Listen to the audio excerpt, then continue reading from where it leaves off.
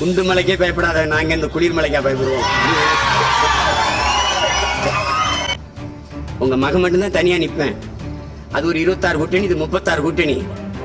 நான் 8 கோடி மக்களோட கூட்டணி, மிகப்பெரிய வெறிபிக்கு கூட்டணி. பால் லிட்டர் கணக்கா குடிடா, கறி சாப்பிடுறா, முட்டையை சாப்பிடுறா, சிற்றூர்கள் தோறும் உணவு, உடற்பயிற்சி கூடம், திடல், ஓடுறா, விளையாடுறா, உறுதியாடுறா, நெஞ்ச நிமித்துறா. அப்படி யாரு கேட்டா தமிழண்டா அப்படின்னு வாடா, அப்படி வாடா வாடா. நான் அப்ப வேலூர் சிறையில் இருந்தேன். அப்ப தூதர்சன் மட்டும்தான் தெரியும், தொலைக்காட்சி வச்சிருந்தாங்க. அதுல கிராம பஞ்சாயத்து திட்டத்தில் சேருங்கள், 100 நாள் வேலை திட்டத்தில் சேருங்கள், 100 ரூபாய் சம்பளம் வாங்கி அருகில் இருக்கிற வங்கியில் சேமித்து பணக்காரராகுங்கள். இது 100 ரூபாய. நாங்க பணக்காரர் ஆயிரம், நீங்க நாங்கள் பல ஆயிரம் கோடிகளை கொள்ளையடித்து ஏழை ஆகிவிடுவோம். உதயசூரியனுக்கு போடுங்க, ரெட்டலை கூட போடுங்க. அதுக்கு முன்னாடி இந்த விவசாயி சின்ன வேலை செய்தான்னு ஒரு தரம் அமுக்கிட்டு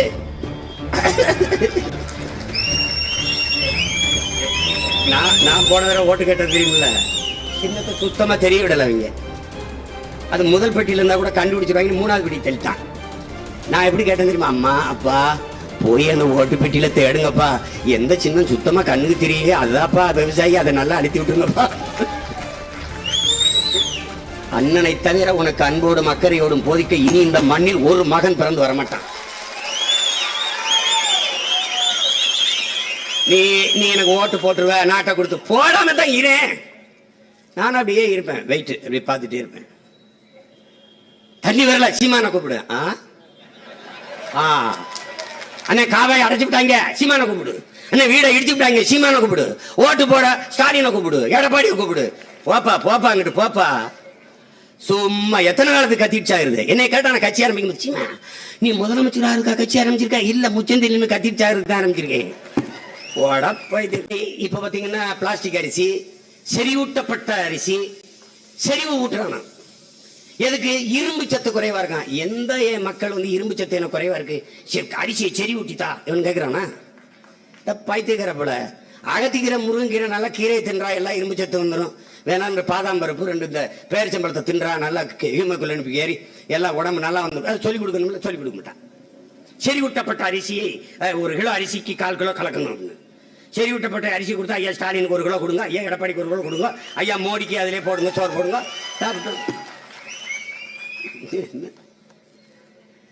இப்ப தெரியுதா நான் சொல்றது சும்மா விளையாட்டுக்கு இல்லைன்னு? சுத்த பைத்தியக்காரங்க.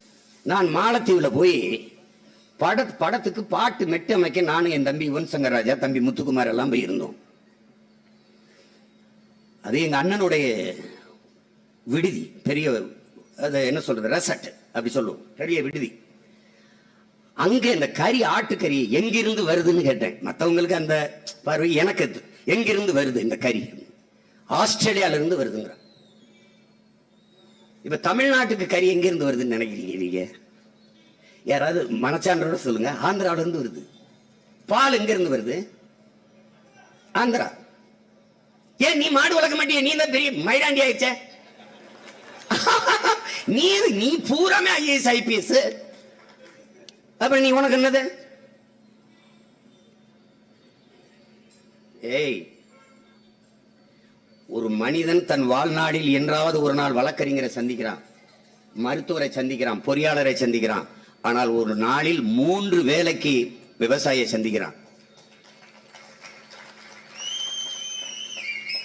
எப்ப பார்த்தாலும் விவசாயத்தை பத்தி விவசாயி தான் பேசணும்னு இல்லடா, பதிச்சு சோர்திங்கிற எல்லாரும் பேசலாம். நான் மானங்கட கேட்கிறேன். அது என்ன தம்பி கையில செல்போனு? புதுசு. எத்தனை ஜி? இது 5G. இருக்கட்டும் தம்பி, 10G கூட வரட்டும் தம்பி, கஞ்சி நான் தான் தம்பி ஊத்தணும், விவசாயம் ஊத்தணும் தம்பி. என்ன வேலை பாக்குறீங்க தம்பி? தம்பி என்ன வேலை பாக்குறீங்க? சாஃப்ட்வேர். சாப்பிட்டு போய் தானே வேலை பாக்குறீங்க தம்பி. அது அண்ணா இதை டவுன்லோட் பண்ணிடலாமே, அண்ணா இதை டவுன்லோட் பண்ணிடலாமே. அப்படியே 1 லிட்டர் தண்ணீரை டவுன்லோட் பண்ணு, ஒரு சோறு கொஞ்சம் தரக்கு டவுன்லோட் பண்ணு, ஒரு பிரியாணியை டவுன்லோட் பண்ணு. பிக்காலி பேலா உங்களுக்கு பாடம் நடத்தியே ஆயில் முடிஞ்சிடும். கால கொடுமை. ஒன்னும் கிடையாது, கத்தி பார்ப்பேன். ஆனா நீ இங்க பாரு ராஜா, நீ எங்க வேணாலும் போய் மேய்ஞ்சிட்டு வா, முளை குச்சி என்கிட்ட அடிச்சிருக்கு. நாங்க என்ன பண்ணுவோம், கருதை அறுத்துருவோம். 1 ஏக்கர் 2 ஏக்கர்னு போய் அறுத்துட்டு அது அப்படி பாத்தீங்கன்னா கீழே நிறைய புல்லு இதெல்லாம் பூண்டெல்லாம் வளர்ந்துருக்கும். மாடை கொண்டு போய் நடு வயல்ல முளைக்குச்சி அடிச்சு கட்டிட்டு வந்துருவோம். அவர் வாட்டுக்கு மேய்வாரு. அவருக்கு ஒண்ணு இருக்கு, எங்க ஈரப்பதம் பூமியில இருக்கு அங்க வந்து படுப்பாரு. உங்களுக்கு தெரியுமா நம்ம முன்னோர்கள் எப்படி பண்ணிருக்காங்கன்னா, கோழி ஆடு மாடு இதுகளை வயலுக்குள்ள விடுறது. அவன் இந்த இப்பதானே இந்த இதெல்லாம் தேங்காய் வச்சு பாக்குறது, இந்த குருவி வச்சுட்டு குச்சி வச்சு பாக்குறது. அப்ப மாடு போய் எங்க இடத்துல படுக்குதோ அங்க பூமிக்குள்ள நீர் இருக்கிறா போடா கிணறுன்னு போட்டுருவான்.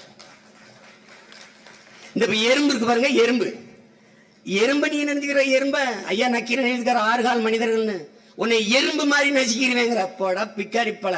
அது செய்யற வேலையில ஒரு துளியை கூட நீ செய்ய முடியாது. இங்க பாருங்க எறும்பு எவ்வளவு பெருசு, தன் உடல் எடையை விட 50 மடங்கு அதிகமான உடல் ஒரு எடையை தூக்கிட்டு போயிடும். அப்படி உலகில் முதலாக வேளாண்மை செய்தவன் மனிதன் அல்ல. 300 கோடி ஆண்டுகளுக்கு முன்பு வேளாண்மை செய்தது எறும்பு. அவருக்கு அது எழுதியிருக்காரு, சின்ன புத்தகம் தான், எறும்பு 6 கால் மனிதர்கள். படிச்சு பாரு, தூங்க மாட்டார். சின்னடா கொடுமையா இருக்கு. உனக்கு எதுக்கு இவ்வளவு பெரிய உடம்பு, ஒன்னத்துக்கு உதவாது தெண்ட கருமாந்தரத்தை வச்சுக்கிட்டு அது என்னென்ன வேலை செய்து பாரு. ஒரு எறும்பு ஒரே 1 கோடி எறும்பு இருந்தாலும் ஒரே மூளையாகத்தான் இயங்குங்கிறது. அதுதான் நான் என் கட்சி பிள்ளைகளுக்கு சொல்றேன், ஆளாளுக்கு எல்லாருக்கும் பேருந்து ஓட்ட திரும்பி எல்லாரும் ஓட்டாதீடா, ஒரு டிரைவர் தான்டா, ஒரு கண்டக்டர் தான்டா, உட்காருங்கடா ஒரு இடத்துல.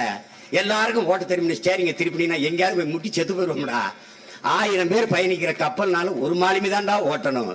ஏடா உங்களோட பெரிய பிரச்சனையா இருக்கு பேசுறதுக்காரனா அதான். 1 கோடி எறும்பா இருந்தாலும் ஒரே மூளையாகத்தான் இயங்குங்கிறது. எறும்புகள் ஒன்றை ஒன்று கடக்கிற போது கட்டி பிடிச்சு கைகுலிக்கு பிரியுங்கிறது. எல்லாம் கவனிச்சுக்கணும். இந்த எறும்பு நீ என்னடா மாளிகை கட்டுற, கழிவறை கட்டுற, நீ வந்து பால்கனி வைக்கிற, அதெல்லாம் பண்ற, அது உள்ள அந்த எறும்பு புத்துக்குள்ள போய் பார்த்தா தனித்தனி அறைகள், பால்கனி, படுக்கை அறை, கழிவறை, அந்த உணவு சேமிப்பு கிடங்கு எல்லாம் வச்சிருக்குங்கிறது. அப்ப 300 கோடி ஆண்டுகளுக்கு முன்னாடி எப்படி அது விவசாயத்தை பண்ணிச்சு அப்படின்னா, அதுக்கு பிடித்த உணவு காளான். இப்போ ஒரு இலைய வெட்டிக்கிட்டு வந்து சாப்பிடாம அப்படியே மண்ணுல அப்படியே போட்டு மக்க வச்சிருது. அந்த இலை மக்கி மண்ணோடு மண்ணாக மாறி அதுல காளான் முளைச்சிருது. காளான விருப்ப உணவு எடுத்து சாப்பிடுது. அப்ப 300 கோடி ஆண்டுகளுக்கு முன்பு முதலாக வேளாண்மை செய்த உயிர் எறும்பு தான்.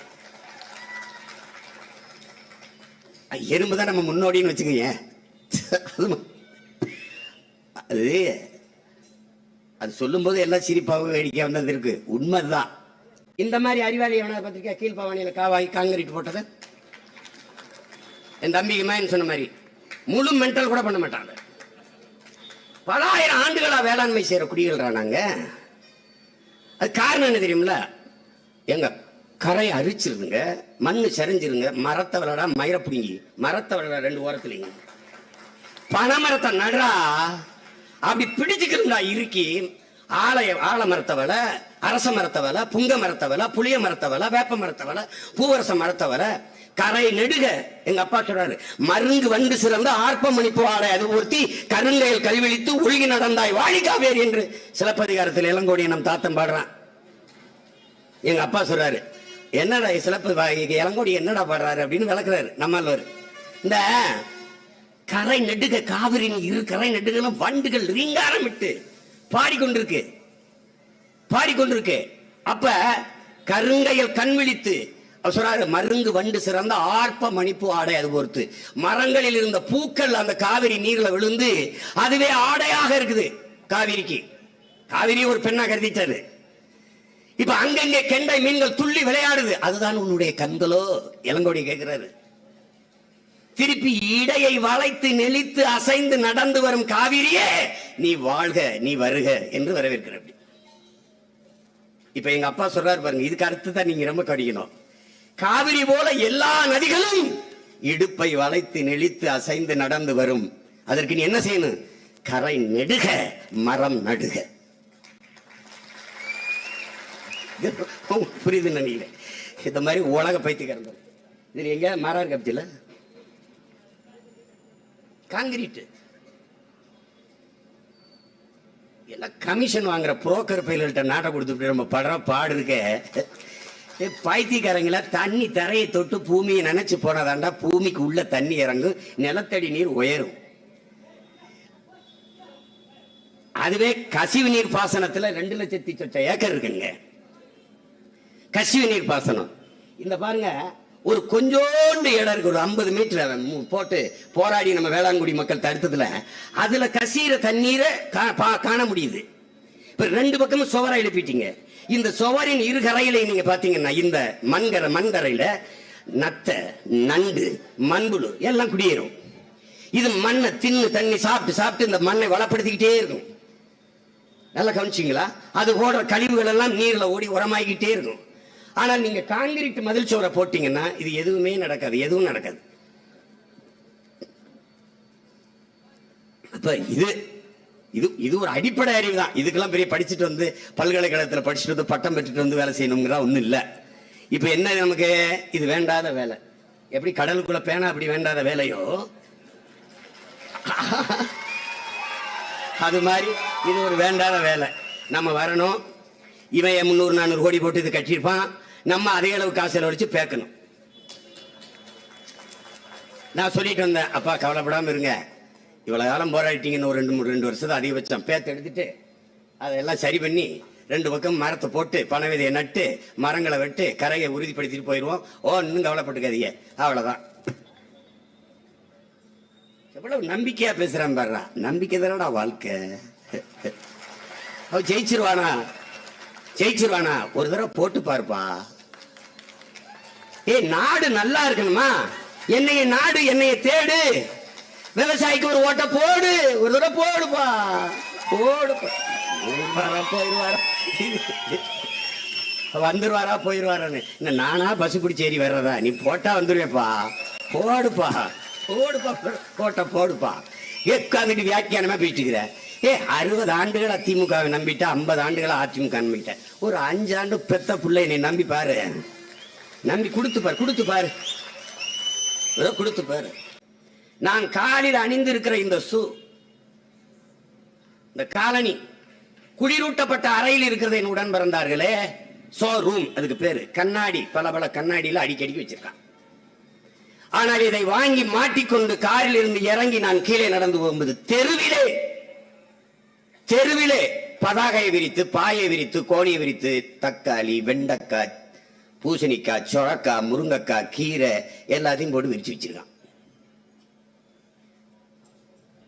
ஆழ்ந்து யோசிங்க, எவ்வளவு வலிக்குதுன்னு, எவ்வளவு முரண்பாடான வாழ்க்கை இந்த மானுட சமூகம் வாழுதுன்னு பாருங்க. இப்ப நான் வீட்டுக்குள்ள இந்த காய்கறியை வாங்கிட்டு போவேன். இந்த செருப்பு கடைக்காரன்ட்ட நான் பேரமே பேசல. 250 ரூபாய் நான் 250 ரூபாய்க்கு எடுத்துட்டேன். ஆனா உழைச்சு விளைய வச்சு அங்க வச்சிருக்காம பாருங்க, அவங்க கூட விவசாயி இல்ல, ஒரு இடைத்தரகர் வாங்கி இன்னொருத்தர் வித்துருப்போம், ஒரு அம்மா வித்துக்கிட்டு இருப்போம், ஒரு பெரியம்மா வித்துட்டு இருப்போம், ஒரு சித்தப்பா வித்துட்டு இருப்பாரு. அவர்கிட்ட போய் தக்காளி என்ன விலைங்க கிலோ? 50 ரூபாங்க. இன்னைக்கு 250 ரூபா, அதை வச்சுக்கிடுவோம். அங்க போய் பேரம் பேசுவான். இங்க பேரம் பேச கிடையாது. அங்க பேரம் பேசி அதை குறைச்சு வாங்கிட்டு அவருக்கு ஒரு மகிழ்ச்சி, அந்த விவசாயி வயிற்றுல அடிச்சிட்டதுல அவருக்கு ஒரு சந்தோஷம். அப்படி போய் இறங்குவாரு. இந்த செருப்பை எங்கே விடுவாருன்னு நினைக்கிறீங்க? வெளியில. இந்த கையில ரோட்ல கிடந்த காய்கறியை வாங்கிட்டு போனார்ல, அதை எங்க கொண்டு போறீங்க? சமையல் அறைக்கு. இது தெருவில் கிடக்கும். தெருவில் கிடக்க வேண்டியது குளிரூட்டில் அறையில இருக்கு. அங்க ஒரு பாதுகாப்பா இருக்க வேண்டியது தெருவில் கிடக்கு. இங்க இந்த தெருவில் தெருப்பை வீட்டு வாசல கழட்டி விட்டுவிட்டு இதை கொண்டு போய் கழுவி சமைச்சு வயிற்றுக்குள்ள போட்டு உயிர் வாழணும். இது ஒரு மானங்கட்ட ஒரு நிலை. இதை நீ நல்லா கவனிச்சு பாரு. நீ ஆழ்ந்து சிந்திய, ஆமாடா என்னதான்டா இது அப்படி தோணும் தோணும். இன்னைக்கு வரைக்கும் பல பைத்தியக்காரன் இருந்துறானே ஆர்கானிக் ஃபுட்டுங்கிறான், ஆங்கிலத்தில் எழுதணும்ன்றா. அதை இயற்கை உணவு அப்படிலாம் சொன்னா, இயற்கை ஆர்கானிக் ஃபுட்டு. சரி, ஆர்கானிக் ஃபுட்டு இங்க வா. எங்க விளைய வச்ச? மரச்செக்கு என்ன இங்க கிடைக்கும்? எந்த செக்குல ஆட்டின? யாராவது கேட்டுக்குமா? கடையில ஒரு படம் இருக்கும் பதாகையில, மரச்செக்கு. அது என்னை நீ நம்பிடுற, மரச்செக்கு என்னன்னு. அத அந்த மரச்செக்கு என்ன அதுக்கு வர்றாரு. ஆர்கானிக் ஃபுட்டு எல்லாம் இயற்கை உணவாகும், இயற்கை உணவு எல்லாம் திரும்பணும். பழமைக்கு திரும்பணும், எல்லாம் வந்துடணும். இயற்கை வேளாண்மை செய்யணும். இயற்கை வேளாண்மைக்கு இயற்கை உரம் வேணும். இயற்கை உரம்ங்கிறது ஆடு மாட்டு கழிவு இல்லாம, மக்கிய இதழ கழிவு இல்லாம இயற்கை உரம் உனக்கு எங்க இருந்து வரும்னு கேட்டா பதில் இல்லை. என்னென்ன பண்றேன்னு பாரு. நிலமும் வளமும் சார்ந்த தொழிற்சாலைகள், வேலை வாய்ப்பு வளர்ச்சி மூரா சிப்காடு, அதெல்லாம் நீர் வயிறு உயிர் அறிவு பயன் வளர்ச்சி கோட்பாடு, நீர் மேலாண்மை, நீர் தேக்கம். நாடங்களும் எங்கெங்க நீர்வளம் இருக்கோ எல்லா இடங்களையும் நீர் தேக்கத்தை உருவாக்கி நீரை பாதுகாப்பு. நீரை பெருக்கின பிறகு வயிறு பசி என்ற சொல் என் நாட்டில் எங்கே இருக்கக்கூடாது, ஒழிச்சிடணும். வேளாண்மை நானே செய்வேன். உனக்கு ஒரு நோய் இருக்கு, அது கவர்மெண்ட் வேலைன்னா அப்படின்னு.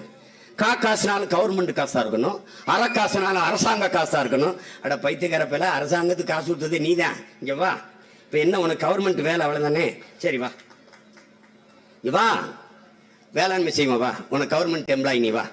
படிச்சவன் படிக்காதவன் அனைவருக்கும் அரசு வேலை தாரேன், வா. நீ வாழ்விடத்திலே தொழிற்சாலை கட்டிடுறேன், வா. நீ எந்த கிராமத்தில் இருக்க அங்கே உனக்கு அரசு வேலை. நீ 20-30 கிலோமீட்டர்லாம் போயிட்டு இருக்க வேண்டிய அங்கே இரு. நீ எப்படி வேளாண்மை செய்யறத போய் இவர் அரசு வேலையாக்குவரே? ஆடு மாடு வளர்த்தல அரசு வேலையாக்குவரே? ஆடு மாடு கோழிக்கு ஊசி போடுற வெட்டினரி டாக்டர் கவர்மெண்ட் டாக்டரா இருக்கலாம். ஆடு மாடு மேய்ச்சி வளர்க்குறேன் ஆத்தால போய் அரசாங்க வேலையா இருக்கக்கூடாதா? பதில் இல்லை. டாஸ்மார்க்ல ஊத்தி கொடுக்குறவன் எம்எஸ்சி எம்பிஏ எம்ஏ அவன்லாம் டாஸ்மார்க்ல சரக்கு ஊத்தி கொடுக்குறான்ல, கவர்மெண்ட் எம்ப்ளாயி. உலகத்துக்கு சோறு போடுறான்ல, அவன் கவர்மெண்ட் எம்ப்ளாயி இருக்கக்கூடாது. இது ஒரு பைத்தியக்கார கூட்டம். ஆக்கிறனா இல்லைன்னு பாரு. 5000 ஏக்கர்ல கரும்பு போடுவேன், நிலத்தை மக்கள்கிட்ட ஒத்திக்கு வாங்குவேன். இந்த மாதிரி பரந்தூர் மாதிரி ஏர்போர்ட் கட்ட போறேன், அது கட்ட போறேன் நான் பறிக்க மாட்டேன். நிலம் அவர் பேர்ல தான் இருக்கும், பட்டாவும் அவர் பேர்ல தான் இருக்கும். அரசு கிட்ட ஒப்பந்தம் போட்டுருவார் அவரு 25 ஆண்டுக்கு. அதுக்கு விலை என்ன, அன்னைக்கு நிலத்தின் விலை என்ன கொடுத்துருவோம்.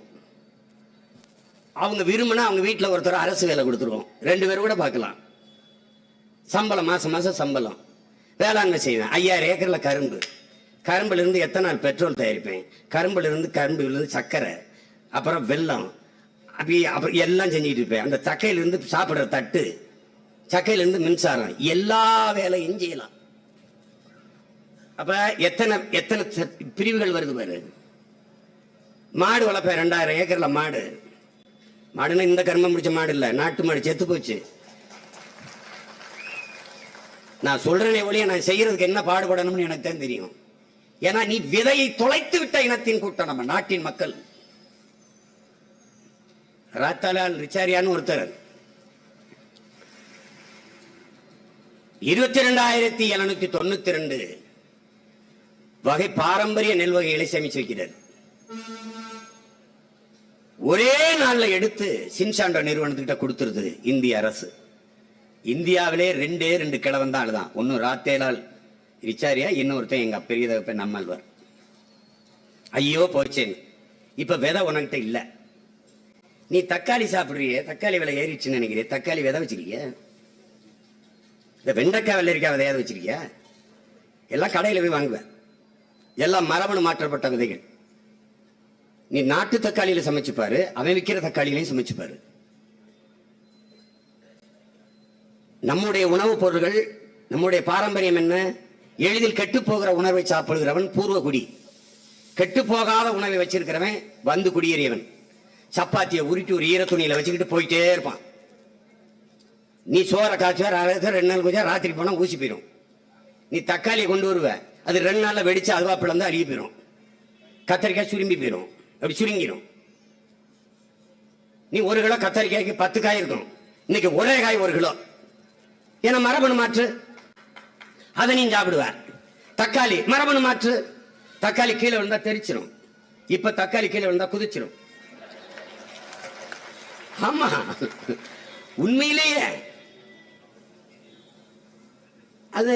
இப்ப பாத்தீங்கன்னா பிளாஸ்டிக் அரிசி, செறிவூட்டப்பட்ட அரிசி, செறிவு ஊட்டுறானா எதுக்கு? இரும்பு சத்து குறைவா இருக்கான். எந்த மக்கள் வந்து இரும்பு சத்து என்ன குறைவா இருக்கு, அரிசியை செறி ஊட்டித்தா இவன் கேட்கிறானா?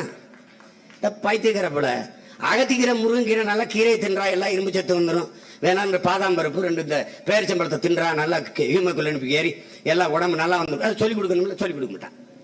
செறிவூட்டப்பட்ட அரிசியை 1 கிலோ அரிசிக்கு 1/4 கிலோ கலக்கணும்.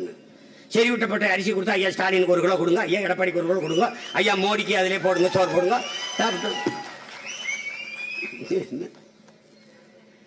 இப்ப தெரியுதா நான் சொல்றது சும்மா விளையாட்டுக்கு இல்லைன்னு? சுத்த பைத்தியக்காரங்க. நீங்களை வச்சுட்டு என்ன பண்ணுவீங்க? நீங்க மாடு அவ்வளவு செல்வத்தை தருது. கேடில் விழிச்செல்வம் கல்வி ஒருவருக்கு மாடல்ல மற்ற எவை என்று தமிழ் மறைபாடுது. அப்பா சொல்ல வராங்க, இந்த கல்விதான் மனித குலத்திற்கு அறிவுன்னு பாட வந்த வள்ளுவ பெருமகனார் மாடும் அவனுக்கு செல்வம்னு பாடுறாரு. கல்விதான் செல்வம், ஆனால் மாடும் அவனுக்கு செல்வம். இந்த மாடுன்னு நினைச்சிருந்த. அப்ப அதனுடைய சுழற்சியை பாரு. மாடு வண்டி ஓட்டிட்டு போய் அது சாணம் போடும். அது நாட்டு மாட்டு சாணம் தான் உரமாகும். அது அப்படி இருந்துச்சுன்னா ராத்திரிக்கு சாணம் போடுச்சுன்னா காலையில போய் கூட்ட போனீங்கன்னா அதுல வண்டு புழு பூச்சி இருக்கும். இந்த சீமை பஸ் இருக்குல்ல, அது சாணம் போடுச்சுன்னா ராத்திரி போடுச்சுன்னா காலையில பார்த்தீங்கன்னா காஞ்சு காத்துல பறந்து போயிடும். எங்காலும் கண்ணுக்குட்டி விடுவான் நாட்டு மாடு, நிக்காது. இளங்கன்று பயமறியாத அவுத்து குட்டினா அங்க குதிக்கிங்க ஓடும். அவன் ஒரு கண்ணுக்குட்டி பிடிவான், அவுத்து குட்டினா நகராது. புரியுது? வேணா டெஸ்ட் பண்ணி பாரு. இந்த சீமான் ஒருத்தன் பேசிட்டு இருந்தான் பெருந்துறையில, அவன் சொல்றது உண்மையா பொய்யான்னு ஒரு தடவை பாரு. அதனால இப்ப இந்த நாட்டு மாடு என்ன செய்யுது? உழவுக்கு பயன்படுத்துறோம், உழுகுறோம். அவன் விளைய வைக்கிறான், நம்மளோட சேர்ந்து அவனும் பாடுபடுறான். நம்ம சாப்பிடுறோம், பழைய சோறு தண்ணி அதை தொட்டியில ஊத்துறோம், அதை குடிச்சுக்கிறான். சாப்பாடு மிச்சத்தையும் போட்டுக்கிறோம், சாப்பிட்டுக்கிறான்.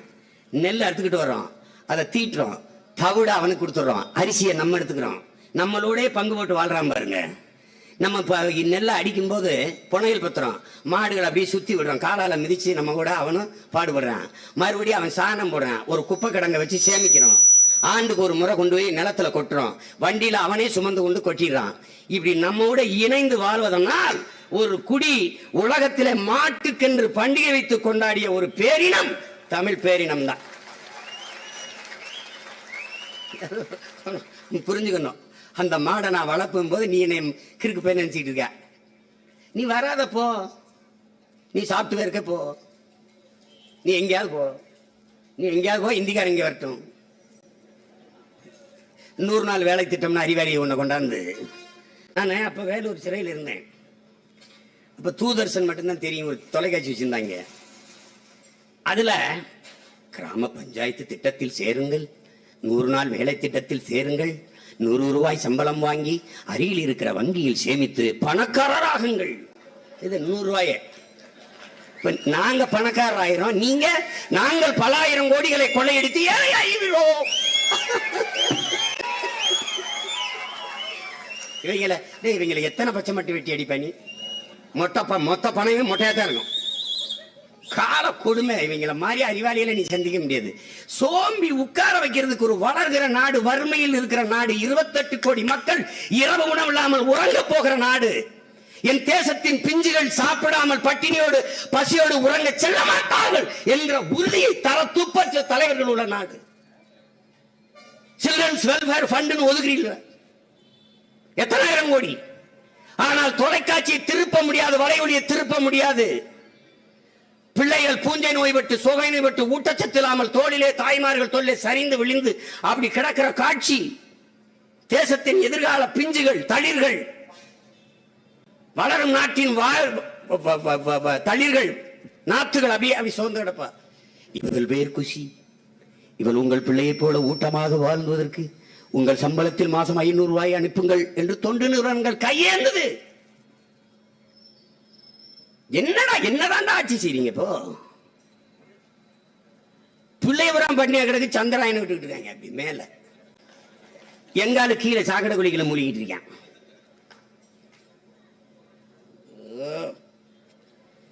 ஒரு அடக்க முடியாத ஒரு கோபம் வரும் பாருங்க. அது என்னன்னா, அவ்வளவு இருக்கும் போது நீ இந்த வேளாண்மை பற்றி எதை பற்றியுமே உனக்கு திட்டம் இல்லை, எதுவும் இல்லை. எல்லாம் மரபணு மாற்றப்பட்டுச்சு. காய்கறியிலிருந்து கத்தரிக்காயிலிருந்து கடுகு வரைக்கும் வந்துட்டான். இந்த மரபணு மாற்றப்பட்ட உணவுப் பொருளை நம்ம சாப்பிடும் போது ஒவ்வொரு மனித உடலுக்குள்ளேயும் மரபணு மாறி இருக்கு. மரபணு மாறும்போது என்ன செய்யுதுன்னா, அவன் அவனுடைய குணம் எல்லாம் இழந்துருது. அன்னைக்கு 25 ஆண்டுகளுக்கு முன்னாடி 2 குழந்தைகளுக்கு மேல் வேண்டாம் என்று குடும்ப கட்டுப்பாட்டு திட்டத்தை கொண்டாந்தான். குழந்தை பெறுகிற ஆற்றலை பெற்றிருந்தார்கள். அன்னைக்கு ஆசிரியர் பெருமக்களை பணிக்கமர்த்தி வீடு வீடுக்கு போய் 2 குழந்தைகளுக்கு மேல் வேண்டாம் ஒரு அறிவிப்பு வரும். நாம் இருவர் நமக்கு இருவர், ஒரு முக்கோணத்தை போட்டு 2 பேரும் நிற்பாங்க. இருக்கட்டும். கொஞ்ச நாள் கழிச்சு நாம் இருவர் நமக்கு ஒருவர். அடுத்து பேருந்துல விளம்புறது நாம் இருவர் நமக்கு எதுக்கு இன்னொருவர் வந்துருச்சுல. இப்ப நீ திருமண திசையெல்லாம் செயற்கை கருத்தரிப்பு மையங்கள். ஏன்னா உன் மரபணு மாறிடுச்சு ராஜா. அண்ணனை தவிர உனக்கு அன்போடும் அக்கறையோடும் போதிக்க இனி இந்த மண்ணில் ஒரு மகன் பிறந்து வரமாட்டான். நீ எனக்கு ஓட்டு போட்டுருவ, நாட்டை கொடுத்து போடாம தான் இருப்பேன். நான் அப்படியே இருப்பேன், வெயிட் அப்படி பார்த்துட்டே இருப்பேன். தண்ணி வரல, சீமான கூப்பிடு. அண்ணே காவாய் அடைச்சு விட்டாங்க, சீமான கூப்பிடு. அண்ணே வீடை இடிச்சு விட்டாங்க, சீமான கூப்பிடு. ஓட்டு போட ஸ்டாலினை கூப்பிடு, எடப்பாடியை கூப்பிடு. போப்பா போப்பா அங்கிட்டு போப்பா. சும்மா எத்தனை காலத்துக்கு கத்திடுச்சாயிருது. என்னை கேட்டா நான் கட்சி ஆரம்பிக்க சீமா நீ முதலமைச்சரா இருக்கா கட்சி ஆரம்பிச்சிருக்கா? இல்ல முச்சந்தில் கத்திடுச்சா இருக்க ஆரம்பிச்சிருக்கேன். ஒரு தமிழனுக்கு இந்த மண்ணை ஆளணுங்கிற கனவு கூட வந்துடக்கூடாதுன்னு நினைக்கிறான். மாடு வளர்க்கறா எப்படி வளர்க்கறேன்னு மட்டும் பாரு. அவசியமா அமைச்சரவை கூட்டத்தை கூட்டிட்டு எங்க கூட்டிருக்காரு? அந்த வேளாண் பண்ணையில கூட்டி பேசிட்டு இருக்காங்க. பேசிட்டு இருக்கிறாங்க அப்படின்னு. நீ ஒருங்கிணைந்த பண்ண உள்ள வந்துட்டீன்னா உனக்கு கீரை வல்லாரையா, அந்த கீரையா, இந்த கீரையா, மீனா, நாட்டுக்கோழியா எல்லாம் கிடைக்கும். வச்சிருப்பேன், அப்படியே எல்லாம் வச்சிருப்பேன். மாடு வச்சிருப்பேன், எல்லாம் வளர்ப்பேன், நானே வளர்ப்பேன். ஆடு வச்சிருப்பேன், எல்லாம் வளர்ப்பேன்.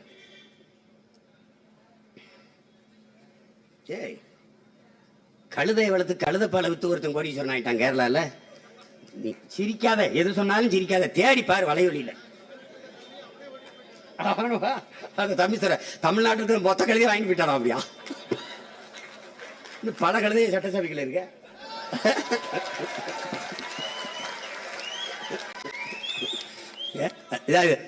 அதுல அது இது சொல்லிடுறேன். இப்ப மாடு வளர்க்கிறோம்னா நீங்க எப்படி கற்பனை பண்ணி பாருங்க. எல்லா நாடுகளையும் நீங்க தட்டுங்க. மாட்டு பண்ணைகளை, ஆட்டு பண்ணைகளை அவன் எப்படி வச்சிருக்கான்னு பாருங்க. வச்சிருக்காங்கன்னா நம்ம ஒன்றும் புதுசா செய்யல. நம்ம தாத்தா காமராஜ் பண்ணாதான் செய்ய போறோம். அவர் மாதவரத்துல பண்ணாரு, நம்ம நாடெங்கிலும் பண்றோம். மாடை வளர்க்கறதுக்கு மேய்க்கிறதுக்கு நம்ம போய் அதை வாங்குறவா குச்சி வச்சுக்கிட்டு பழைய சொத்தை கட்டிக்கிட்டு தூக்கச்சீட்டில் ஒரு ஊறுகாய் வச்சுக்கிட்டு மேய்க்க வேண்டியது இல்லை. அவன் மேய்வான். 100 ஏக்கருக்கு 10 ஏக்கரை குளத்தை வெட்டி விடுவான், தண்ணியை குடிச்சுக்கிடுவான். அவனுக்கு அகத்திக்கீரை வாக என்னென்ன உணவாருமோ புல்லுலாம் வளர்த்துட்டோம்னா அதை அறுத்து போட. அங்க எதுக்கு எஜுகேஷன்? படிக்காதவனுக்கு அரசு வேலை. வேக்கம் கிளீனர் சாணியை போடுவான், சரக்குன்னு உறிஞ்சி ட்ரக்ல போடணும். அதுக்கு நாட்டு நோ நீட் எஜுகேஷன் தேவையில்லை, கல்வி தேவையில்லை. ஆனால் எத்தனை லட்சம் லிட்டர் பால் இறந்தேன், அதை கணக்கிட கல்வி தேவைப்படுது. இதை சந்தைப்படுத்துறதுக்கு பால் கோவாவுக்கு எவ்வளவு, பாலாடை கட்டிக்கு எவ்வளவு, நெய்க்கு எவ்வளவு போகுது, வெண்ணெய்க்கு எவ்வளவு போகுது, தயிருக்கு எவ்வளவு ஃபேக்டரிக்கு போகுது பால், அதை கணக்கிடு. அதுக்கு படிச்சவன். அப்ப படிச்சவன் படிக்காதவன் அனைவருக்கும் வேலை, அரசு வேலை. உனக்கு சம்பளம் என்ன? 10,000 தரேன்னு வச்சுக்க. 10,000 நீ செலவு பண்ணி கட்டிட்டு பார்த்துருவோம். ஏன்னு கேளு. அம்மாவுக்கு முடியல, 1 ரூபாய் இருந்து 1 கோடி செலவுனாலும் கவர்மெண்ட் பார்க்கும். ஏனால் அவன் என் தேசத்தின் தாய். நான் வைத்தியம் பார்ப்பேன். வந்தவன சட்டப்படும். பெற்றுக் கொடுங்கள் பிள்ளைகளை, கற்றுக் கொடுக்கிறோம் நாங்கள். இவர்கள் உங்கள் வீட்டின் பிள்ளை அல்ல, தமிழ்நாட்டின் செல்வங்கள் பிள்ளைகள் என்று நான் படிக்கப்பேன். இந்த காலை உணவுல உப்புமா போடுறது, குப்மா போடுறது, எத்தனை முட்டை சாப்பிடணும் சாப்பிடுறியா? ஏன்னா கோழி தான் நான் வச்சிருக்கேன் பண்ண. பால் லிட்டர் கணக்கா குடிடா. கறி சாப்பிடுறா, முட்டையை சாப்பிடுறா. சிற்றூர்கள் தோறும் உணவு உடற்பயிற்சி கூடம், திடல், ஓடுறா, விளையாடுறா, உறுதியாடுறா, நெஞ்ச நிமித்துறா. அப்படி யாருன்னு கேட்டா தமிழண்டா அப்படின்னு வாடா, அப்படி வாடா, வாடா, வாடா, நெஞ்ச நிமித்தி நில்றா. 5 பதம் அடிபணிபதும் தமிழன் பரம்பரை கேட்கிறாங்கிறான் தலைவர். நிமிந்து நின்றா, அடா பார்த்துக்குருவான். வா உனக்கு படிக்க, எனக்கு இதெல்லாம் படிக்க பிடிக்கல, விடுப்பா, அது போட்டு எதுப்பா அதெல்லாம் பேசிட்டு இருக்காரு. பேசாம இவ ஊர் சுற்றி பார்க்க பிடிக்காடா? ஐயா அது எனக்கு ரொம்ப விருப்பம்யா, போடா ஊட்டிக்கு போடா, குன்னூர், கொடைக்கானல், ஏற்காடு, ஈர்க்காடு, இந்த ஈரோடு எல்லாம் சுற்றி பார்த்துட்டு வரேன். டேய், வெளிநாட்டில இருந்து பயணிகள் வருவாங்களடா, அவங்களுக்கு நீ தான் அந்த இடத்துல சுற்றி காட்டணும். நீ டூரிஸ்ட் கைடா, உனக்கு மாசம் 1 லட்ச ரூபா சம்பளம்டா, போடா அவ்வளவுதான். அவனுக்கு எதுக்கு படிப்பு? ஏன் என் பிள்ளை இப்படி கொள்ற? நீ என்னத்தை படிச்சு கிழிச்சுட்ட? நீ படிக்கணும் பூரா டாக்டர் ஆயிடும், அவ்வளவு பேரும் போலீஸ் ஆயிரணும், அவ்வளவு பேரும் இன்ஜினியர். விடிய இவ்வளவு பேருக்கும் சோறு யாரியா போடுறது அது தெரியாதியா? எவ்வளவு வருமானம் இருக்கு, எவ்வளவு மாற்று பொருளாதார பெருக்கு இருக்கு இந்த நிலத்திற்கு, வளத்திற்கு, காற்றுக்கு, நீருக்கு. நஞ்சாகாது மாசுபடுத்தாத தொழிற்சாலைகள் உருவாக்க முடியாதா? ஒரு தக்காளியே எடுத்துக்கிறேன், 1000 ஏக்கர்ல தக்காளியை போடு, பழக்கூழ், ஊறுகா, உணவு தேவைக்கு பெட்டி பெட்டி அடைச்சி ஏத்து, பிற மாநில தேவைக்கு, பிற நாடுகளின் தேவைக்கு. வெளிநாடுகளில் போய் என் பிள்ளைய லாபி பண்ணிட்டு வாடாம அவன் போய் பார்ப்பான், என்னுடைய இதை ஆல்பமா எடுத்துப்பான், வீடியோ ஆல்பமா அப்படி அச்ச இதாக எடுத்துட்டு போவான். இங்க பாருங்க எங்களுடைய பண்ணையை பாருங்க, பூரா இயற்கை உரம், எந்த கலப்பும் இல்லை. உங்களுக்கு தெரியுதா? இந்த 17 காய்ச்சற கருப்பட்டியோட கல்லுல காய்ச்சற கருப்பட்டிக்கு விலை அதிகம்ங்க. ஏன்னு இந்த 17 கூட சுண்ணாம்பு கலக்கிறோம்னு விலை குறைக்கிறானே. கலப்படம் இல்லாத உணவுக்கு திரும்பிட்டான். உலகம் இயற்கை உணவுக்கு திரும்புது, ஆனால் உற்பத்தி அதுக்கு ஈடு கொடுக்க முடியல. அதனால மரபணுவை மாத்தி பூசணிக்காய் அப்படி இருக்கும், இப்படி இருக்கும், சொரக்காய் அப்படி இருக்கும், இப்படி கழுத்து இப்படி இருக்கும். இப்ப சொரக்காய் நீட்டமா புடலங்காம இருக்கு, புடலங்காய் குட்டமா இப்படி இருக்கு. என்னென்னதே பண்ணி வச்சுட்டாங்க. எள்ளு செடியெல்லாம் அரிச்சு அதை மாறா குமிச்சு வச்சு நெல்லை வச்சோம். நாங்க கோடை காலத்துல மழை காலத்துல அடுப்பரிச்சோம். பருத்தி எல்லாம் அப்படித்தான், பருத்தி மாறு வெட்டுறதுக்குனே போவோம். பருத்தி மாறை வெட்டி போற அடிக்க வச்சு அதை தான் அடுப்பறிக்க பயன்படுத்தணும். இன்னைக்கு பருத்தி மாறு கிடையாது, பருத்தி செடி தான். 2 இலையில எள்ளு பூத்துருச்சுங்க, 2 இலை விடுது பூத்துருச்சு. அன்னைக்கு வரப்புயர நீர் உயரும், நீர் உயர நெல் உயரும், நெல் உயர குடி உயரும், குடி உயர கோல் உயரும், கோல் உயர கோன் உயரான். எங்க பாட்டி இந்த அவ்வை ஒரு பைத்தியக்காரி பாடிட்டு விட்டான். இன்னைக்கு வரப்பு உயருது, நீர் எங்க உயருது, நெல் எங்க உயருது.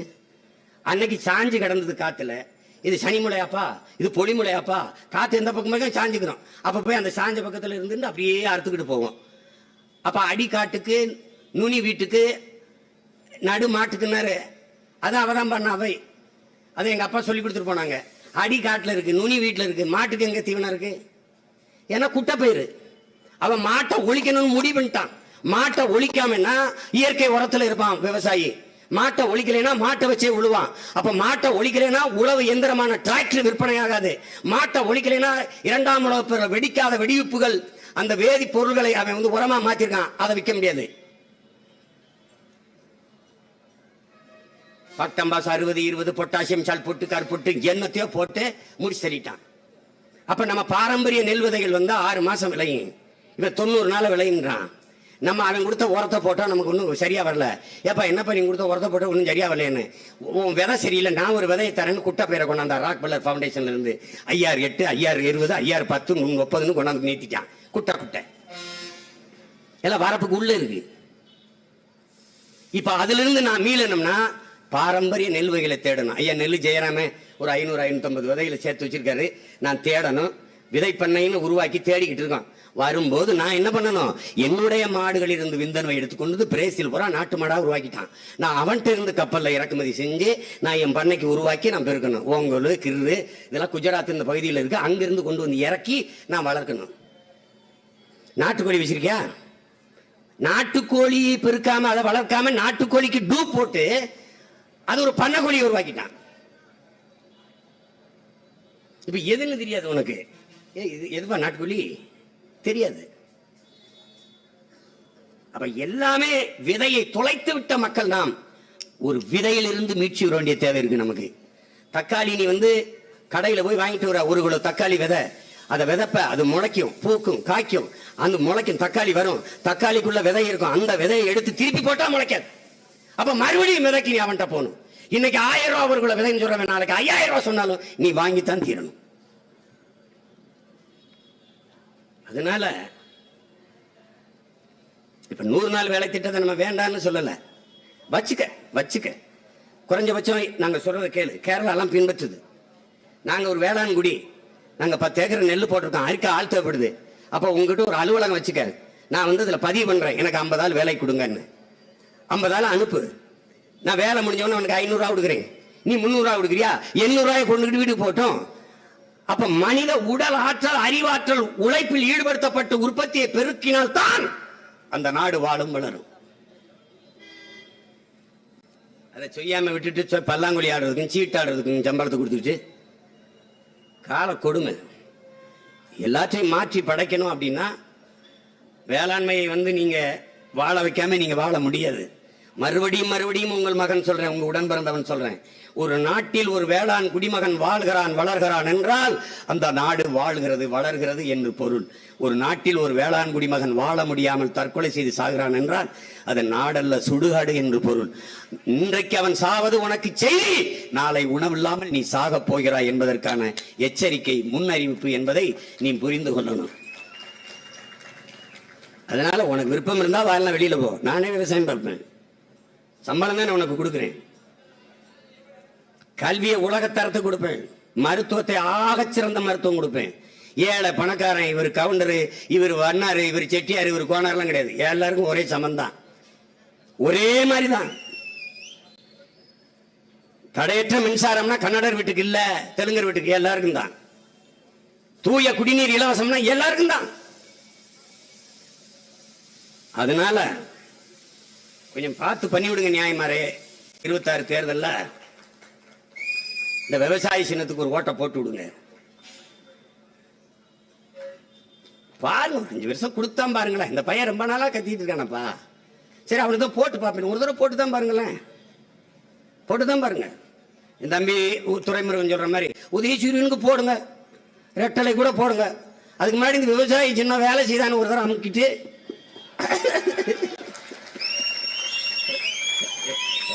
நான் போன தடவை ஓட்டு கேட்டது தெரியுமில்ல, சின்னத்தை சுத்தமா தெரிய விடல அவங்க. அது முதல் பெட்டியில இருந்தா கூட கண்டுபிடிச்சிருவாங்க, 3வது பெட்டி தள்ளிட்டான். நான் எப்படி கேட்டேன் தெரியுமா, அம்மா அப்பா போய் அந்த ஓட்டு பெட்டியில தேடுங்கப்பா, எந்த சின்னம் சுத்தமா கண்ணுக்கு தெரியலையே அதாப்பா விவசாயி, அதை நல்லா அழுத்தி விட்டுருங்கப்பா. வேற என்ன செய்ய? இவ்வளவு பணக்கொடுமை, இவ்வளவு பணம், மாண்புமிக்க ஜனநாயகத்தை கெடுத்து பணநாயகமா மாத்தி இருக்கிற சூழல், சாதி மத பெருமை, இவ்வளவு சாராயம். இங்க அரசியல் என்பதே பாருங்க, சாதி மதம் சாராயம் பணம், இதுலதான் கட்டமைக்கப்படுது. 4 தூணு தான் இந்த ஜனநாயகத்துக்கு. அதை தகர்த்து 31 லட்சம் பேரு என்கிட்ட கேடர்ஸ் கிடையாது, எல்லாம் புதுசு புதுசா பிள்ளைங்க. அவங்கள தேடி போடுறான் பாரு என் மான தமிழ் மக்கள். அவன் நமக்கான நம்பிக்கையா இருக்கிறார்கள் அந்த மக்கள். அதனால அது கூடும். என்ன நம்பிக்கையா பேசுறாரு, வந்துருவாரு அவரு, வந்துருவாரு. உன்னை ஒருவனாலும் தோற்கடிக்க முடியாது, உன் நம்பிக்கையில் நீ தோற்கிறவரே என்கிறான் மாவீரன் சுபாஷ் சந்திர போஸ். நல்லவர்கள் கூட தோற்றதாக வரலாற்றில் செய்தி உண்டு, நம்பிக்கை கொண்டவர்கள் தோற்றதாக வரலாற்றில் செய்தி இல்லைங்கிறான் என் உயிர் தலைவன் மேதகுவே பிரபாகரன் அவர்கள். அலெக்சாண்டர் மாவீரன் அவன் பெற்ற வெற்றி, அவன் அடைந்த செல்வங்கள் எல்லாவற்றையும் தன் தோழர்களுக்கு பிரித்து கொடுத்து விட்டு, என் உடன் பிறந்தார்களே அலெக்ஸ், எல்லாவற்றையும் எங்களுக்கு தந்து விட்டாயே, உன்னிடத்தில் உனக்கென்று என்ன இருக்கிறது என்று ஓடி போய் ஓரத்திலே நின்ற தன் குதிரையில் ஏறி அமர்ந்து கொண்டு இடுப்பிலே இருந்த வாளை பின்னை நோக்கி உயர்த்தி சொன்னால், என்னிடத்தில் நம்பிக்கை இருக்கிறது என்று. நான் வெல்லுவேன், உறுதியா வெல்லுவேன். நீ என்னை தேடுவ, எனக்கு ஓட்ட போடுவேன். பாரு, ஒரு தடவை போடு. நான் சொன்ன மாதிரி எத்தனை நாளைக்கு தான் ஒரு தலையா காதலிச்சிட்டு இருக்க முடியும்? நீனும் ஒரு தடவை ஏற்று ஒரு சைட்ல ஒரு கண்ணே அடிச்சு விடு, அதை அடிச்சு விட்டு போ, அடிச்சு விட்டு போ. நானும் ஒரு 13 வருஷமா உன் பின்னாடி சுத்துறேன், நீ ஏற்று கூட பார்க்க மாட்டேன், சந்தில போய் கூட சைட்ல பார்க்க மாட்டேன். அப்ப நான் என்னதான் பண்றது சொல்லு? நானும் மனுஷன் தானே, கொஞ்சம் இறக்கம் காட்டு ப்ளீஸ், ப்ளீஸ். கொஞ்சம் பாரு, கருணையோடு பாருங்க. இந்த மகன் பாவையா, ஏதோ கத்துறாயா, ஏதோ சொல்றாயா, என்னென்னவோ செய்யலாம். எல்லா வளங்களும் நமக்கு இருக்கு, அளப்பெரிய உடல் ஆற்றல் இருக்கு. அழுகல, வாழ்த்து. அது சொல்லுது. சரி விடுறா விடுறா விடுறா, உன் மக்கள் தாண்டா, போடுவாங்களா போடுவாங்களா, விடுறா. அதான் சொல்லு சொல்லு. எவ்வளோ வேலை இருக்கு, அதே பார்த்து பண்ணி விடுங்க, ஏதோ பார்த்து பண்ணி விடு. ஆமா,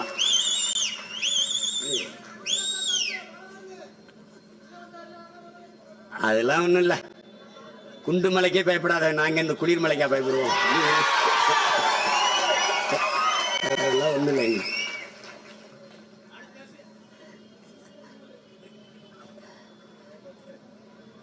இந்த மண்ணில் ஒரு வீரமகன் இருந்தா என்னுடைய சகோதரர் விஜயகுமார்னு, காவல்துறை அதிகாரி.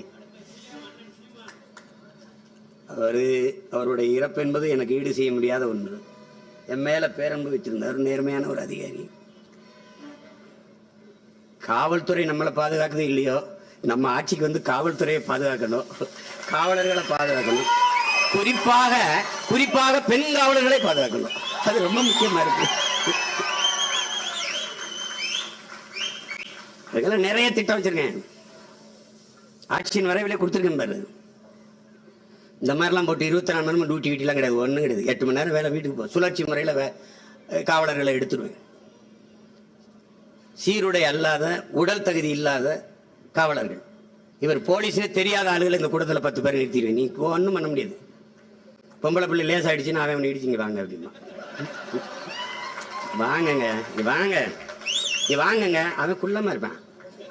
நீ போலீஸ்னா அப்படி அட்டாக்கிட்டையும் வெட்டி அப்படி நிற்கிற ஆள் தானே பார்த்துருப்பா. அப்போ ஓமக்குச்சி நரசிங்க மாதிரி உள்ளே அவர் இருப்பேன். ஹலோ வாங்க, வண்டியில் உட்காருங்க, வாங்கங்க, சொல்றது கேளுங்க. அங்கே போய் வச்சு வெளுப்பாங்க பாரு, அப்பதான் உண்மையிலே போலீஸ்ன்னு தெரியும் உனக்கு. எடுத்து விட்டுரும் பாரு. குற்றம் நடந்த பிறகு தடுக்கிற காவல் படை வேற, குற்ற தடுப்பு பிரிவென்டிவ் ஃபோர்ஸ், குற்றம் நடக்கிறதுக்கு முன்னாடியே தடுக்கிற போலீஸ் உருவாக்கி விட்டுருவேன். அது மாதிரி அவங்களுக்கு அதே தான். சம்பளம்லாம் அதிகம் கேட்காது, என்ற காசு இல்லை. இந்த கடங்கர பையன் நாடா 8 லட்சம் கோடி ஆக்கிட்டு போயிட்டாங்க. நான் வந்து மஞ்சள் நோட்டீஸ் கொடுப்பேங்கிறேன், நம்ப மாட்டேன். ஏண்டா அதானி அம்பானிலாம் கொடுத்தா நம்புறேன், நான் கொடுத்தா நம்ப மாட்டியா? காசு இல்லப்பா, மணி நைகே. நீதாடா கேஷ்லெஸ் எக்கனாமினா, என்கிட்ட கேஷ்லெஸ் போப்பா. ஏற்கனவே இருந்தவனை எங்க அடக்கம் பண்ணிக்க, எங்கெங்க இருக்கணும் காட்டுறேன், அவனை போய் வாங்கிக்க. என்கிட்ட இல்ல 10 பைசா இல்ல. இன்னைக்கு நான் வாங்குற கடனுக்கு ஐ ஆம் த ரெஸ்பான்ஸ். நான் பொறுப்பு இருக்கிறேன், நான் கட்டுறேன். இத்தனை லட்சம் கோடி கடன் எப்படி வந்ததுன்னு கேட்கணும். எல்லா துறையிலையும் இவ்வளவு இழப்பு எப்படி வந்துச்சு? அதை வச்சு நீ வளர்ச்சிக்கு கட்டமைத்த திட்டங்கள் எத்தனை? பள்ளிக்கூடத்தை சரியா கொடுத்தியா? கல்வியை சரியா கொடுத்தியா? போக்குவரத்து ஒழுங்கா நடத்தினியா? நேத்தெல்லாம் ஒரு வண்டி ஒரு தம்பி எடுத்துக்கான், திராவிட மாடல்னு கீழே போட்டு அந்த பின்னாடி சரிஞ்சு விழுந்து பெரிய 2 கயிறை போட்டு கட்டி விட்டுருக்கான் பஸ்ஸை. இந்த டாப்பு கலந்து மேற்கூரை கலண்டு விழுந்து கயிறை போட்டு கட்டி விட்டுருக்கான். கீழே தம்பிகள் போய் திஸ் இஸ் திராவிட மாடல். ஐயோ ஐயோ, நான் படுற பாடு. ஒரு ஓட்டுநர் உட்கார்ந்து ஓட்டிட்டு போறாரு. தயவு செய்து சீட் பெல்ட் அணியவும் அதுல எழுதிருக்குது. அவர் ஒரு ஸ்டூல்ல உட்காந்து வண்டி ஓட்டிட்டு இருக்காரு. கீழே எங்காலும் ஒத்து போய் முதல்ல அவருக்கு சீட்டை கொடு, அப்புறம் பெல்ட்டை போட சொல்லுன்றான். ஏப்பா, பேருந்துக்குள்ள கொடையை பிடிச்சிட்டு போறாங்கப்பா நம்ம அக்கா தங்கச்சி எல்லாம். கொடைய என்னத்த பண்றது போ. சரி, ஏதோ ஒண்ணு நடக்குது, ஆனா நம்மள விட்டுட்டு போறதா இல்ல. எப்படியும் வெல்றோம், அதுல ஒண்ணும் கவலை. 26ல ஒரு முடிவு கொண்டு வந்துடுறோம்.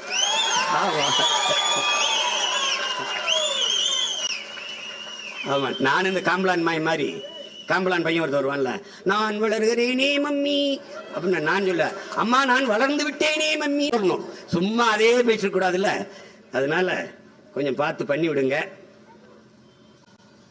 உங்க மகன் மட்டும்தான் தனியா நிற்பேன். அது ஒரு 26 கூட்டணி, இது 36 கூட்டணி. நான் 8 கோடி மக்களோட கூட்டணி. மிகப்பெரிய வெரி பிக் கூட்டணி நான் தான்.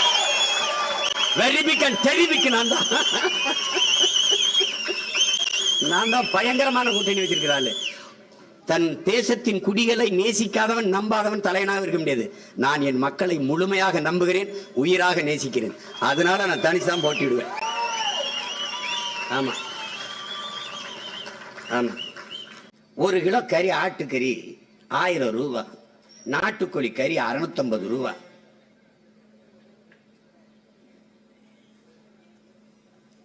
ஆனா வக்கர விருந்து என்பது 90 விழுக்காடு 99 விழுக்காடு கறிதான். நீங்க பாருங்க, 100 விழுக்காடு காய்கறி உணவு சாப்பிடுறான், 90 விழுக்காடு அசைவ உணவு. ஆனா 100 விழுக்காடு பால் சாப்பிடுறான். பால் வேற வடிவத்தில், பாலாடை கட்டி, பால் கோவா, தயிர், மோர், வெண்ணெய், நெய் எல்லா வடிவத்திலையும் சாப்பிடுறான். இப்ப பொருளாதாரம் எங்க இருக்கு? இந்திய நாடு, இந்த நாடு மாட்டுக்கறி ஏற்றுமதியில் வருகிற வருமானத்தை நம்பிதான் இருக்குது. 24 லட்சம் டன் ஆண்டு ஒன்றுக்கு ட்ரெடிஷன் மீட். அப்படின்னு ஏற்றுமதி செய்யுது. அதிகமாக அந்நிய செலாவணியை ஈட்டுகிற வர்த்தகம் மாட்டுக்கறி ஏற்றுமதி. நான் சொல்லும் போது என்னை கேலி பண்ண, என்னை ஒரு கிறுக்கு பை மாதிரி பார்த்த. ஒரு நாள் அவரே வந்து beef export hey Hindustan is number 1 ஹென்டர். அதத்தான் ஹே ரொம்ப நாளாக நான் பேசிக்கொண்டு இருக்கேன். ஹே அப்ப இது என்னதான் செய்யறது, இந்த வேளாண்மையை என்னதான் செய்யறது? வேளாண்மை என்பது உங்களுக்கு தெரியும். எங்க அம்மா கூட பேசினாங்க, கொரோனா வந்து கூட வாடா உங்களுக்கு அறிவில்லை அப்படின்னு. நம்ம கட்சி கொள்கையை வந்து தற்சார்பு, பசுமை, தாய்மை பொருளாதாரம். நல்லா கொஞ்சிக்கணும். அது என்னென்ன தாய்மை பொருளாதாரம், தற்சார்பு சரி, தாய்மை பொருளாதாரம். நானும் ஒன்றும் சொல்லல, நம்ம தாத்தா ஜேசி குமரப்பா சொன்னதுதான், அதை திருப்பி சொல்றேன். அது என்னன்னா, இப்ப எங்க அம்மா இருக்காங்க, என் மனைவி இருக்காங்கன்னா, அவ மாவீரனுக்கு பால் ஊட்டினா அவன் மார்புல பால் குடிக்கும் போதே மனநிறைவு அடைஞ்சிருவா. ஆனால் இது தாய்மை, தற்சார்பு, தாய்மை பொருளாதார முறை. வாடகை தாய் பொருளாதார முறையை இந்தியா கடைபிடிக்குது. எல்லா நாடும் made in China, made in Singapore, made in Japan. India make in India. அவனே தயாரிக்கிறான். இது என் நாட்டில் ஒடியாந்து தயாரி. வயிறு என்னது, 10 மாசம் சுமப்பேன், புள்ள என்னது அவன் எடுத்துட்டு போயிடுவான். இது வாடகை தாய் பொருளாதார கொள்கை. உங்களுக்கு புரியுதா அண்ணன் சொல்றது? இந்தியாவிலேயே ஒரு மாநிலத்தில் அதிகமாக கர்ப்பப்பையை வாடகைக்கு விடுகிற தாய்மார்கள் இருக்கிறார்கள் என்றால் அது குஜராத்தில் தான். இதுதான் குஜராத் மாடல். இந்தியாவிலே அதிகமாக விதவை தாய்மார்கள் இருக்கிறார்கள். குடிக்க வைத்து கொலை செய்தவர்கள், குண்டு போட்டுக் கொள்வது மட்டுமல்ல, இனப்படுகளை குடிக்க வைத்துக் கொள்வதும் இனப்படுகொலை தான். அது Dravida model. That's all your honour. உங்களுக்கு புரியுதுன்னு நினைக்கிறேன். இப்போ இந்த வாடகை தாய்முறையை அவளுக்கு பால் ஊட்டும் போது அந்த குழந்தை மார்பிலே பால் அருந்தும் போது மனநிறைவு வராது. பாலை ஊட்டிய பிறகு அதுக்கு காசு கொடுப்பாயில, சம்பளம் கொடுப்பாயில, அந்த காசை கையில வாங்குற போதால் அவன் மனநிறைவு அடைவார். இது வாடகை தாய் பொருளாதாரம். அது தாய்மை, பசுமை தாய்மை பொருளாதாரம். பசுமைய வேளாண்மையை முன்னிறுத்தி கட்டுகிற பொருளாதார வளர்ச்சி. இப்போ எங்க மயம் வந்துட்டேன்னு வச்சுக்கிறீங்க, சிப்காடு எடு செருப்ப அடி தூக்கு கால முடி அந்த கொட்டுது பாரு கழிவை பாரு, சாய கழிவு. 32 ஆறை மண்ணலி தின்னுட்டு நெய்தல் நொய்யல்ங்கிற ஆறை காலி பண்ணிட்டு ராக்கெட்டின் உதிரி பாகங்களை தயாரித்து விற்கிற அமெரிக்கா என்கிட்ட ஏண்டா சட்டி பண்ணின வாங்குது? என்கிட்ட வாங்குது. ஏன்னா ஒரு ஜட்டி தயாரிக்க 250 லிட்டர் தேவைப்படுது. ஒரு பனியன் தயாரிக்க நான் போட்டுக்க ஜீன்ஸ் பேண்ட் 850 லிட்டர் தண்ணீரை குடிக்குது. இந்த ஜீன்ஸ் பேண்ட் அதிகமா ஏற்றுமதி செய்யற நாடு இந்தியா. நல்லா கவனிச்சுக்கணும். இந்த சிப்காட்டால வளர்ந்தது. வளர்ச்சி காட்டு, ஏதாவது வளர்ச்சி காட்டு, இந்த காட்டு. பைத்தியகார பயிர்களை இந்த கணினி துறையிலேயே முதன்மையான ஒரு ஆளாக இருக்கிற மிகப்பெரிய செல்வந்தன் பில்கேட்ஸ் 2,50,000 ஏக்கர்ல விவசாயம் பார்க்கிறான். நம்ப முடியுதா? 2,50,000 ஏக்கர் ஒரு ஆள் விவசாயம் பண்றான் அமெரிக்கால. ஏன்? அவனுக்கு தெரியும், சாப்ட்வேர் இண்டஸ்ட்ரியில வேலை செய்ய போனாலும் சாப்பிட்டு போய் தான் வேலை செய்யணும்னு. ஏன்னா நீ எதை வேணாலும் டவுன்லோட் பண்ணலாம் ராஜா, நீரையும் சோறையும் டவுன்லோட் பண்ண முடியாது ராஜா. அது எங்க ஆத்தாளப்பம் தான் கொடுக்கணும். உள்ளுதுண்டு வாழ்வாரை வாழ்வார், மற்றெல்லாம் தொழுதுண்டு பின் செல்பவன்.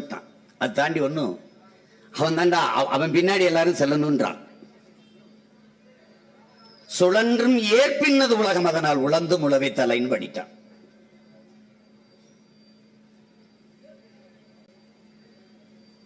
பூமி சுத்திக்கிட்டு இருக்குன்னு அதுக்கப்புறம் எல்லாம் சொன்னா. பூகோளம்ங்கிறதே உருண்டதான்ங்கிறத தமிழன் தான் கண்டுபிடிக்கிறான். சுழன்றும் ஏற்பின்னது உலகம்ங்கிற அதுக்கப்புறம் தான் கலிலியோ எல்லாம் வர்றான். பூமி உருண்டை, பூமி சுத்துது. இருந்தோம்பி இல்வாழ்வதெல்லாம் விருந்தோம்பி வேளாண்மை செய்தல் பொருட்டு. உழுவார் உலகிற்காணி அத்தாச்சாது எழுவாரை எல்லாம் பொறுத்து. எவ்வளவு ஒரு தடவை சொன்னா பத்தாது இவங்களுக்கு. மண்டையில அடிச்சு அடிச்சு சொல்லணும்னு ஒண்ணுக்கும் 10 பாக்களை எழுதியவன் உலகளந்த பெருமாள் நம்முடைய பெருமாள் 2 அடியில உலகத்தை அளந்தாருன்னா, எங்களுடைய வள்ளுவ பெருமகனார் எங்களுடைய மூதாதை 1.25 அடியிலே உலகத்தை அளந்துட்டான். காலடி ஏன் விட்டுட்டு போனான்னு கேட்டா, நம்முடைய விடுதலை பாவலர் அறிவுமதி சொல்லுகிறார், எதிர்காலத்தில் என் பிள்ளைகள் இந்த திருக்குறளை படித்து படித்து இதன்படி நடந்து நடந்து காலடி பதிக்க வேண்டும் என்பதற்காக அந்த காலடியே விட்டுவிட்டு போனான் என்று நமக்கு கற்பித்திருக்கிறார்கள். உழவினார் கைமடங்கின் இல்லை, விளைவதும் விட்டேம் என்பார்க்கும் நிலை என்று பாடி, இதை தாண்டி உலகில் உளவாண்மையை பாட ஒருத்தர் கிடையாது. உழவினார் கைமடங்கின் இல்லை அப்படின்னா, இந்த பற்றற்று போறான்ல துறவி, பொண்ணு வேணாம், பொருள் வேணாம், மண்ணு வேணாம், எனக்கு எதுவுமே வேணாம்னு சன்னியாசம் வாங்கி போறான் பாருங்க. பெற்ற தாயை விட்டு, வீட்டை விட்டு, நாட்டை விட்டு, எல்லாத்தையும் விட்டு போறான் பாருங்க. அவன் கூட உழவன் கைமடங்கி படுத்துட்டா வாழ முடியாதுன்றான். ஆனா இன்னைக்கு இந்த பிஜேபியில பார்த்துட்டீங்கன்னா, கல்யாணம் பண்ணிக்க மாட்டான், காவியை கட்டிக்கிடுவாங்க, எல்லாத்தையும் திறந்துருவாங்க. ஆனா அந்த பதவி ஆசையை மட்டும் திறக்க மாட்டாங்க. எல்லா மாநிலத்துக்கும் முதலமைச்சராக இருப்பாங்க. அது ஒரு துறவரம். அதுல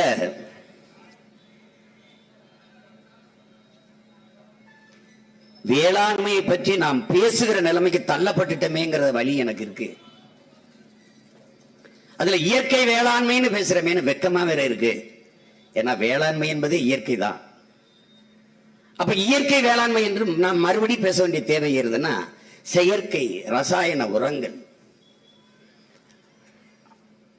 அகல உழுவதை விட ஆழ உழுவது மேல் என்று போதிச்சது தமிழ்.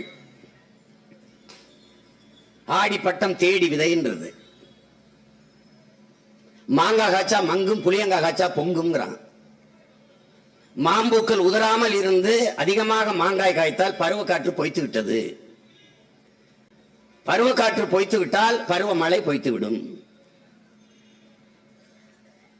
பகுத்தறிவுன்னு பேசுறோம் இல்லையா, அது கடவுள் இல்லை என்று சொல்வது பகுத்தறிவு இல்லை, இதுதான் பகுத்து அறிகிறது. ஆடிப்பட்டம் தேடி விதை இதெல்லாம் சொல்றான் பாருங்க. அப்ப இத எப்படி பார்த்தாலும் ஒரு கனத்த வழிதோய்ந்த இதயத்தோடு நாம் நிக்கிறோம்.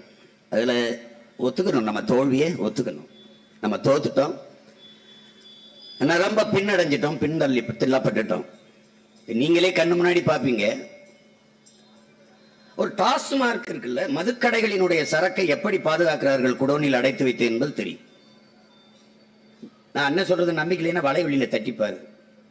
குளிரூட்டப்பட்டார கண்காணிப்பு கருவி, சிசிடி கேமரா, அது மேல காவலர்கள், சாராய் கடைக்கு அந்த சரக்குக்கு பாதுகாப்பு. ஆனால் உலக உயிர்களின் உயிர் தேவையாக இருக்கிற உணவு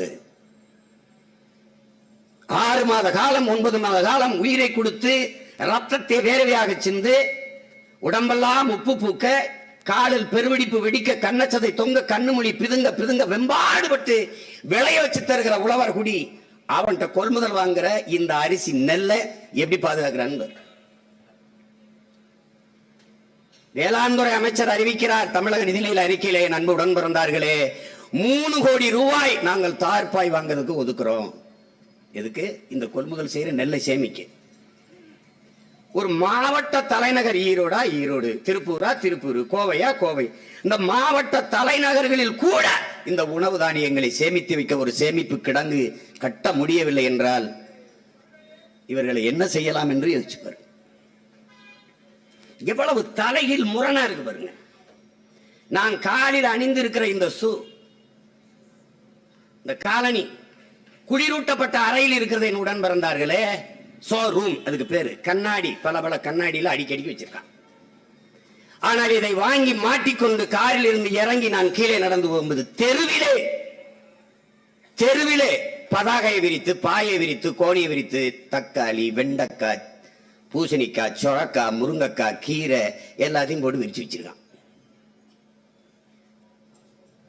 ஆழ்ந்து யோசிங்க, எவ்வளவு வலிக்குதுன்னு, எவ்வளவு முரண்பாடான வாழ்க்கை இந்த மானுட சமூகம் வாழுதுன்னு பாருங்க. இப்ப நான் வீட்டுக்குள்ள இந்த காய்கறியை வாங்கிட்டு போவேன். இந்த செருப்பு கடைக்காரன்ட்ட நான் பேரமே பேசல. 250 ரூபாய் நான் 250 ரூபாய்க்கு எடுத்துட்டேன். ஆனா உழைச்சு விளைய வச்சு அங்க வச்சிருக்காம பாருங்க, அவங்க கூட விவசாயி இல்ல, ஒரு இடைத்தரகர் வாங்கி இன்னொருத்தர் வித்துருப்போம், ஒரு அம்மா வித்துக்கிட்டு இருப்போம், ஒரு பெரியம்மா வித்துட்டு இருப்போம், ஒரு சித்தப்பா வித்துட்டு இருப்பாரு. அவர்கிட்ட போய் தக்காளி என்ன விலைங்க கிலோ? 50 ரூபாங்க. இன்னைக்கு 250 ரூபா, அதை வச்சுக்கிடுவோம். அங்க போய் பேரம் பேசுவான். இங்க பேரம் பேச கிடையாது. அங்க பேரம் பேசி அதை குறைச்சு வாங்கிட்டு அவருக்கு ஒரு மகிழ்ச்சி, அந்த விவசாயி வயிற்றுல அடிச்சிட்டதுல அவருக்கு ஒரு சந்தோஷம். அப்படி போய் இறங்குவாரு. இந்த செருப்பை எங்கே விடுவாருன்னு நினைக்கிறீங்க? வெளியில. இந்த கையில ரோட்ல கிடந்த காய்கறியை வாங்கிட்டு போனார்ல, அதை எங்க கொண்டு போறீங்க? சமையல் அறைக்கு. இது தெருவில் கிடக்கும். தெருவில் கிடக்க வேண்டியது குளிரூட்டில் அறையில இருக்கு. அங்க இவர் பாதுகாப்பா இருக்க வேண்டியது தெருவில் கிடக்கு.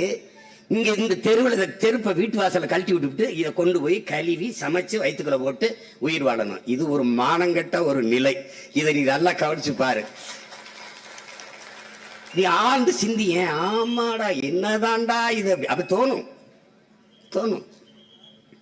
இன்னைக்கு வரைக்கும் பல பைத்தியக்காரன் இருந்துறானே ஆர்கானிக் ஃபுட்டுங்கிறான், ஆங்கிலத்தில் எழுதணும்ன்றான். இயற்கை உணவு அப்படிலாம் சொன்னா இயற்கை ஆர்கானிக் ஃபுட்டு. சரி, ஆர்கானிக் ஃபுட்டு இங்க வா. எங்க விளைய வச்ச? மரச்செக்கு என்ன இங்க கிடைக்கும்? எந்த செக்குல ஆட்டின? யாராவது கேட்டுக்குமா? கடையில ஒரு படம் இருக்கும் பதாகையில, மரச்செக்கு. அது என்னை நீ நம்பிடுற, மரச்செக்கு என்னன்னு.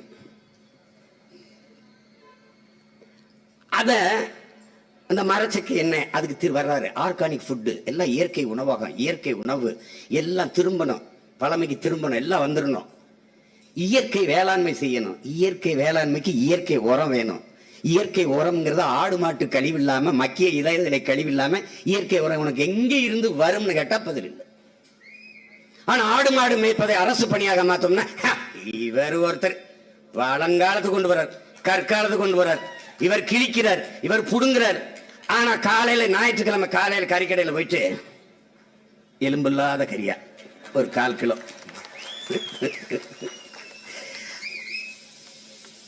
அண்ணா தேநீர் பால் கொஞ்சம் தூக்கலாம்.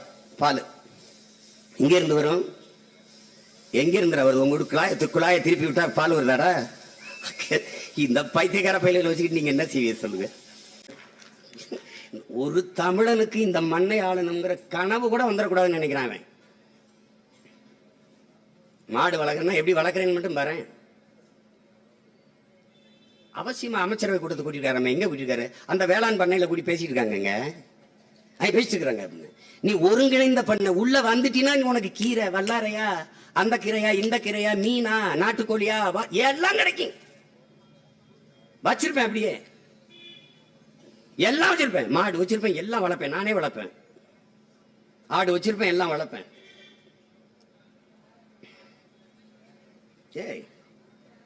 கழுதை வளர்த்து கழுத பாலை வித்து ஒருத்தன் கோடீஸ்வரன் ஆயிட்டான் கேரளால. நீ சிரிக்காத, எது சொன்னாலும் சிரிக்காத, தேடி பாரு வலைவலியில. தமிழ்நாட்டுக்கு மொத்த கழுதையை வாங்கி போயிட்டாரா? அப்படியா? பல கழுதைய சட்டசபைகள் இருக்க.